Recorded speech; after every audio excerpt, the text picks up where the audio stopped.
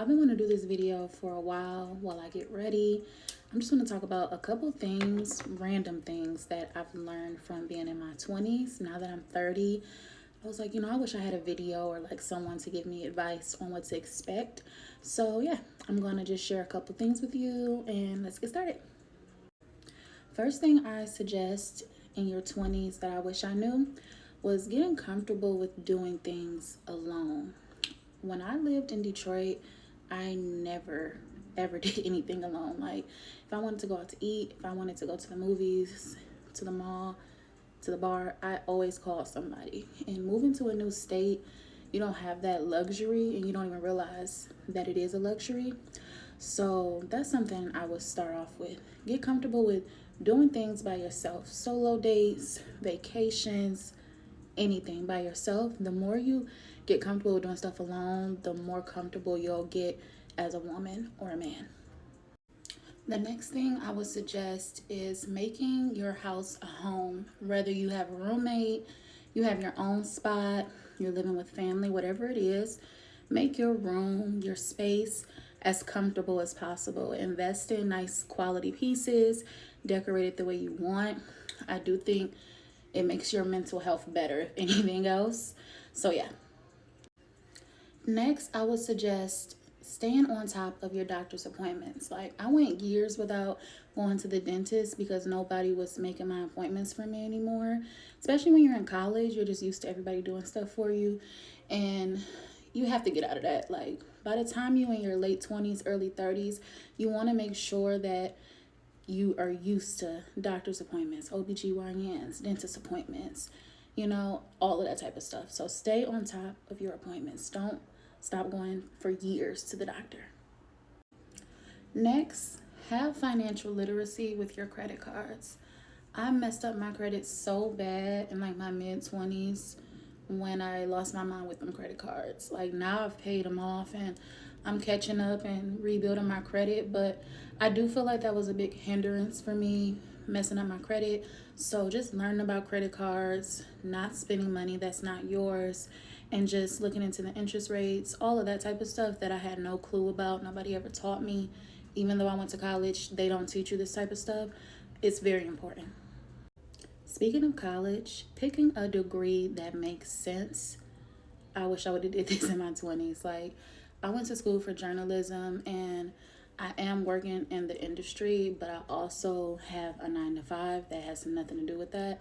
So as much money as college is, dealing with student loan debt, paying all of that back, and just having all of that attached to you for the rest of your life, go to school for something that makes sense, Even if it's like vocational school, if you are doing online programs, certifications, whatever you're investing your money and time into in your 20s, make sure it makes sense. Next advice is dating that man is not that deep. I was crashing out in my 20s, like pretty much my whole 20s. I didn't calm down till like 27, 28. So my whole 20s, I was crashing out over men. And now that I'm looking back and I'm older and wiser, I'm like, girl, none of it was that deep. Like, you know what I mean? So I just think if you don't have like sisters or mom or friends around you that can help you along with like learning about dating and relationships. And lastly, stop oversharing online with your friends, with your family. Don't overshare. Like I grew up in an era where we were tweeting our thoughts. We were on Bebo, MySpace, Facebook, Instagram, putting our every movement, every thoughts. Like I still have to work on not tweeting my every thoughts because we were just pretty much, we grew up like that. We grew up in the age of social media where we were still going outside and stuff, but it was all new. So we were posting a lot of things, like especially for young women, like watching what you post, not exposing too much of yourself, like your body and stuff like that is so important. Because when you get older, like me, I used to have so many like more so not provocative, but like two-piece swimsuits, suits, like just more sexy photos. And I'm a full figure girl. Like I'm not slim, so I'm already Like, it don't take much for me to look over sexualized.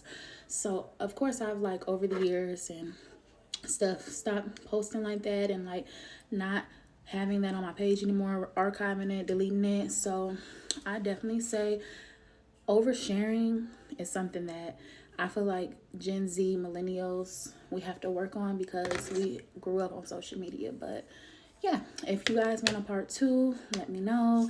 These are just a couple things that was on my mind. And yeah, thanks for watching. Okay, so here's part 2 of random things I learned in my 20s that I wish I already knew now that I'm 30. So I would say get comfortable with losing friends and family. For me, I've pretty much been an only child my whole life. Like, I have a brother and sister on my dad's side, but I was raised as an only child. So maybe that's why I kind of like always gravitated to having a lot of friends and being in multiple friend groups and stuff like that. Like, I've always been like a friendly person. But through various like friendship breakups and just growing apart from people, moving to a new state will also do that. You'll see like who really messes with you and who values your friendship, because you're not in their face, you're not close by. So it's more of an effort to maintain the friendship. And I've lost people that I never thought I would not be friends with. You know, people I grew up with, people that I had really close bonds to. And it's happened in like sometimes the weirdest way. But just get comfortable with that. Like, I'm only 30. I'm going to lose more friends. You know what I mean? I'm going to make more friends too. So I think if that's something you can master in your 20s, like just accepting that that's life, things will be easier for you. Next, I would suggest slowing down on purchasing fast fashion. I feel like I accumulated so much BS clothing in my 20s that I don't even own anymore. And this stuff is not cheap. We're still spending $50, $60, $70 sometimes on outfits or like sets and stuff like that.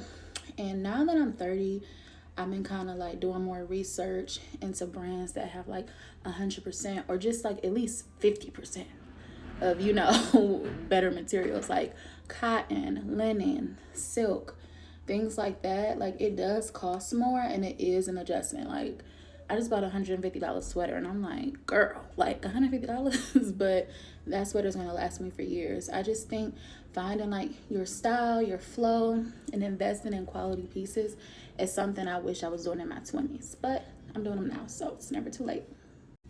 Another thing I wish I knew in my 20s was how important dental hygiene is. Now I have been going to the dentist and getting my fillings and my teeth cleanings, but there were years where I literally did not go to the dentist. Like I said in the last video, if nobody was making my appointments, I was just doing the bare minimum doctor appointments, like, you know. And I kind of regret it because these appointments are so expensive. Like, every time I go to the dentist, I'm paying $400, $500, $600, and that's after the copay. Okay, after. So keeping your dental hygiene on point is so important in your 20s and beyond.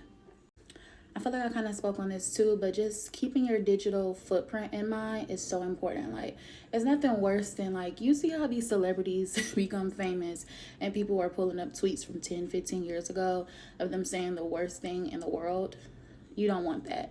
Even when you think something, like, there's so many times I'll tweet something out of anger and I'll just like backspace out, or I'll like delete it or write in my journal instead, because your digital footprint is so important. You don't know who you're going to be in your 30s, your 40s, your 50s, and you don't want something you said when you were younger to come back and bite you in the ass. So yeah, that's very important. Speaking of quality clothing and products, beauty products too. I watched a documentary a couple weeks ago that changed my life. Like, if you realize all of the fragrance and chemicals that are in these products we are spending so much money on, you will realize how damaging it is. So investing in quality products and not being a hoarder. Like, you know, like, I know we love going to Sephora and to Target and stuff like that, but just researching what you're putting on your body, on your skin is so important. And lastly, be intentional when moving to a new city.